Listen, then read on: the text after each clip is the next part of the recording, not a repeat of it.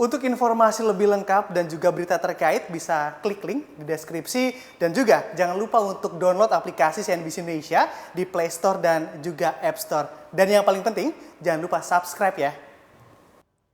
Ya, kira-kira apa yang ada di benak Anda ketika mendengar kata hacker begitu tentang ataupun tentu kata tersebut juga sudah tak asing lagi di telinga Anda begitu ya karena sejak teknologi berkembang pesat ancaman ataupun aktivitas hacker di dunia tak jarang menghantui kehidupan kita sehari-hari. Bahkan lembaga besar yang memiliki tingkat keamanan yang tinggi pun juga ikut memantau pergerakan hacker agar sistem yang dimilikinya tidak disusupi dan juga berujung pada dampak kerugian dari aktivitas kejahatan cyber. Dan juga baru-baru ini begitu memang beredar kabar pula aktivitas hacker juga sudah mulai terdeteksi ataupun terlihat jejaknya di pasar keuangan Indonesia.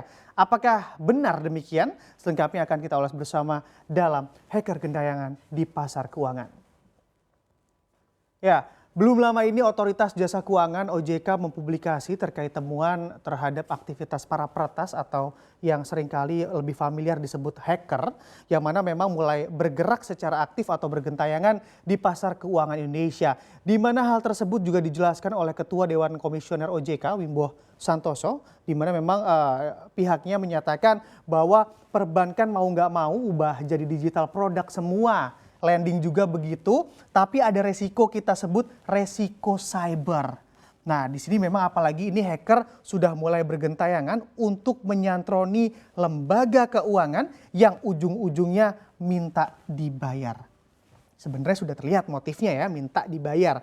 Nah ini memang kalau kita lihat memang hal ini juga inline dengan kondisi yang ada di mana saat ini atau di masa pandemi COVID-19 ini tingkat transaksi digital di pasar keuangan juga meningkat pesat. Apalagi dengan mobilitas yang terbatas karena pembatasan sosial tentu banyak masyarakat yang juga memilih untuk bertransaksi digital untuk mengurangi tingkat penyebaran ataupun penularan COVID-19.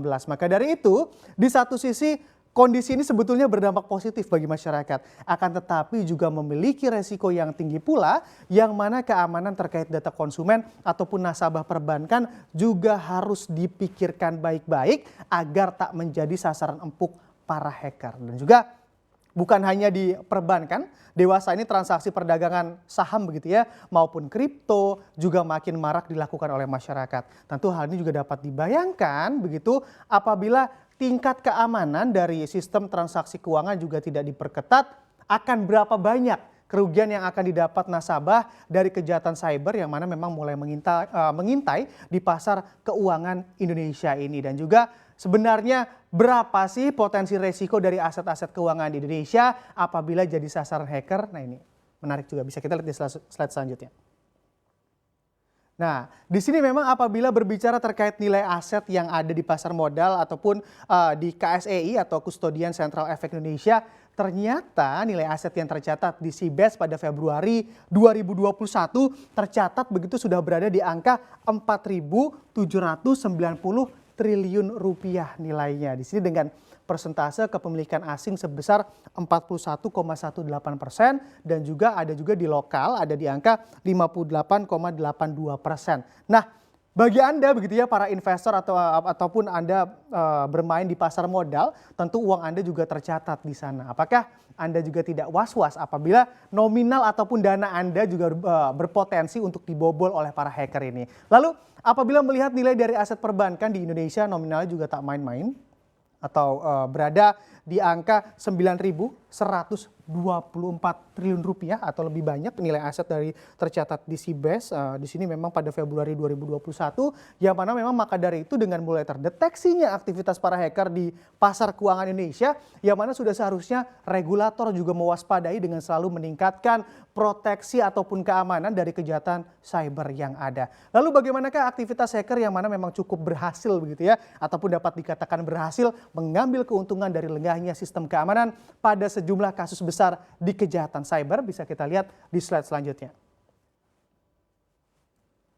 Nah, di sini kalau kita lihat yang pertama dan belum lama ini ya terjadinya begitu, memang adalah pipa minyak milik Amerika Serikat yang mana juga diserang oleh para hacker. Nah, di sini memang seramai sekali untuk pipa saja ataupun jaringan pipa saja milik Amerika lagi bisa diserang oleh para hacker. Nah, ini memang di mana hal ini juga terjadi diketahui setelah operator pipa bahan bakar minyak Amerika Serikat Colonial Pipeline melaporkan bahwa pihaknya terkena serangan hacker dan langsung menutup semua jaringan minyak yang dimiliki guna mengamankan aset mereka. Dan juga kejadian ini sebenarnya juga dianggap sebagai serangan hacker yang paling mengganggu begitu ya, karena menyebabkan penghentian jaringan berkepanjangan dan juga menyebabkan harga minyak ikut melonjak di pompa bensin, padahal pada waktu itu jelang libur di musim panas yang mana memang kalau di jelang libur kebutuhan untuk bahan bakar makin banyak. Nah, ini selain itu juga Bank Sentral Bangladesh juga melaporkan begitu bahwa memang terkena ataupun kena serangan hacker